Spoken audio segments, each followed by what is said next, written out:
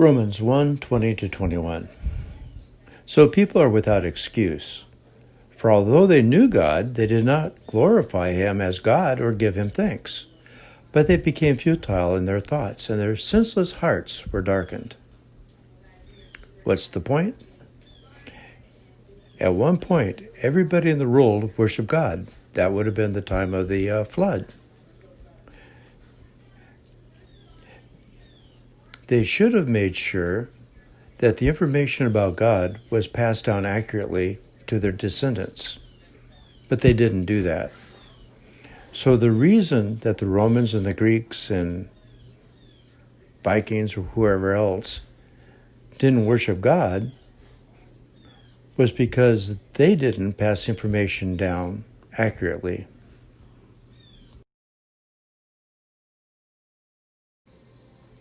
Romans 1:24-25. Therefore, God gave them over in their desires of their hearts to impurity, to dishonor their bodies among themselves. They exchanged the truth of God for a lie, and worshipped and served the creation rather than the Creator, who is blessed forever. Amen. If you've forgotten who God is, it's kind of hard to worship him. So it's kind of hard to keep the number one commandment, to love God with your heart and soul. So what Paul is pointing out is after they forgot who God was, these were the first sins to occur, the ones which violated the first law, to love God with your heart and soul.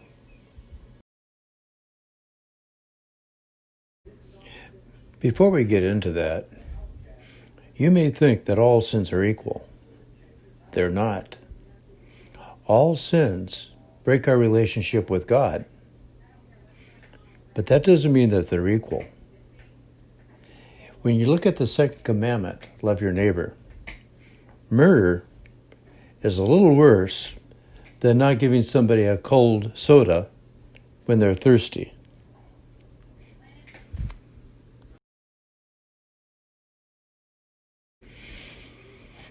Mark 2:25-26. He said to them, "Have you never read what David did when he was in need, and he and his companions were hungry? How he entered the house of God when Abiathar was high priest and ate the sacred bread, which is against the law for any but the high priest to eat, and also gave it to his companions." You may think that violating the first commandment is always worse than violating the second commandment, because Jesus says the first commandment is the most important commandment. Not so. In this case, Abiathar had a choice. He was going to break a commandment either way.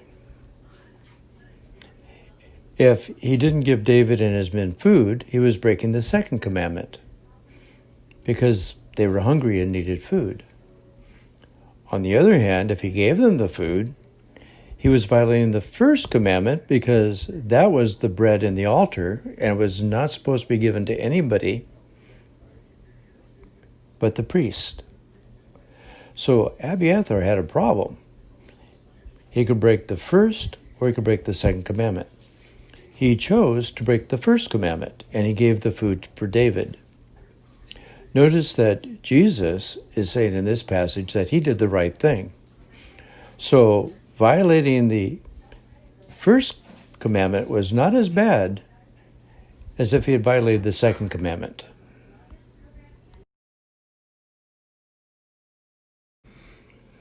Romans 1:26-27.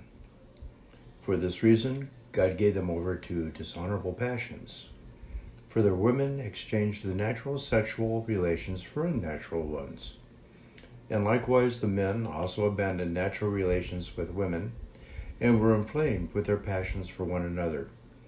Men committed shameless acts with men and received in themselves the due penalty for their error. This is talking about the sin of homosexuality. And it's related to the first commandment to love God with all your heart. Some people think this is the worst possible sin. and other people think it's not a sin at all. So why don't people think it's a sin? Well, if you remove God from the equation, you're left with humanism. And humanism says if it doesn't hurt anybody, then it's okay. Well, what people do consensually in their bedrooms, it doesn't really hurt anybody else, so therefore it's not a sin. That's humanism. As Christians, we believe in the first commandment. And Paul is saying that this violates the first commandment. But that doesn't mean that this is the worst possible sin. Remember what we have shown before. What matters as far as the sin is concerned is how disrespectful it is to God or how unloving it is to others. Many Christians want to make this the worst possible sin. But if I were looking at it from God's perspective over the last couple of years, and I looked at all the hate and the violence and the drugs and the broken families we have lately, I think I'd be more concerned about that. And I think that that's what he'd be concerned about, and that's what we need to fix as Christians. As far as the hate and the violence isn't going to go away with National Guard or armed police or whatever. Right now, I think most of the violence in the streets is because the people felt they aren't being listened to and they aren't being heard. As Christians, I think we should promote listening and understanding what other people are saying and what their concerns are. And I think if they felt heard and I think people were trying to work on their issues, I think then the violence would disappear. The hate comes when we emphasize our differences. With Christianity, where we are part of the body, and the body stresses that everybody is equal, I think that if Christians pushed that and taught that more in our churches, that maybe that would reduce some of the hate that we're seeing. I think as Christians we have to be careful not to minimize the sins that we're prone to and increase the severity of the sins that we're not prone to. I remember a study I once read where they asked different kinds of prisoners in prison what was the worst possible sin. And the murderers, they would say, well, sexual molesting kids.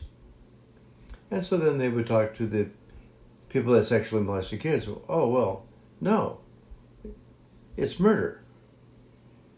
And so whatever group they asked, it wasn't their sin that was the worst, it was somebody else's. And I'm afraid that what we get into with homosexuality for Christians is that because it's not an issue for most of us, it's easy to make it the worst sin. But really, we should be focusing on the sins that we are prone to, and those are the ones that we should be emphasizing.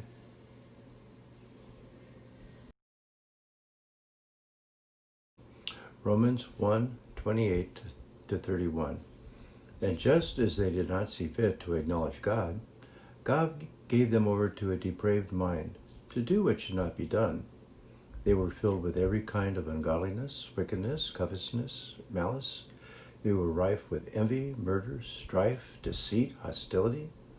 They were gossips, slanderers, haters of God, insolent, arrogant, boastful, contrivers of all sorts of evil, disobedient to parents, senseless, covenant breakers, heartless, and ruthless. Paul is talking about the consequences of them forgetting about him. First, he says that the results are mostly related to the first command to love God with all your heart. Now he says that later it even impacts the second command to love your neighbor.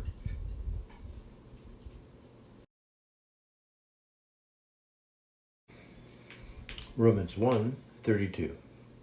Although they fully know God's righteous decree that those who practice such things deserve to die, they not only do them, but they also approve of those who practice them.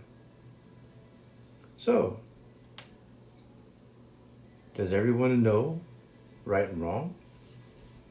Yeah, it appears so. It appears that it's built into people's hearts. If you talk about murder, does the Eskimo know that murder is wrong? Yeah. Do the tribes in the Amazon know that murder is wrong? Yeah. Right and wrong appear to be built inside of people. So, no matter what culture you go to, they know what's right and wrong.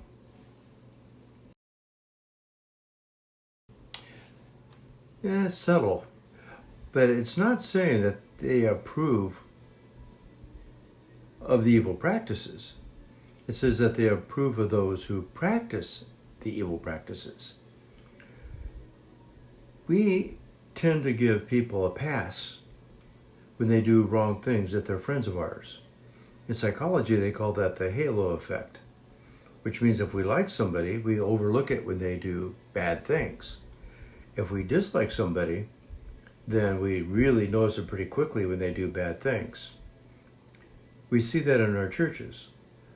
A lot of times, somebody who is very wealthy is on the board, and it doesn't really matter the quality of their spiritual life. One time, I worked selling water softeners, and you walked into the guy's office, and there were Gideon tracts all over the place. He was the adult Bible teacher at his church, and he was on the board. I quickly found out that he had a reputation for dishonesty where you couldn't sell a water softener within 30 miles.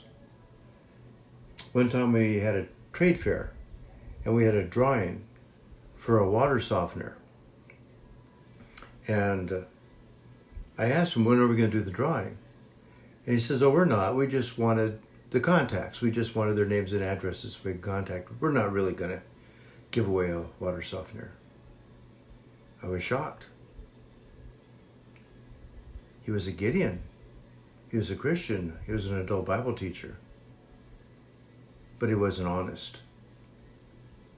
And he was on their church board. This passage is not saying that the people were approving of evil. It wasn't saying that they were clapping their hands when somebody murdered somebody, or when somebody stole from a widow, or somebody stole from an orphan. What they were saying is that even those people who did that, they still overlooked it and approved of them.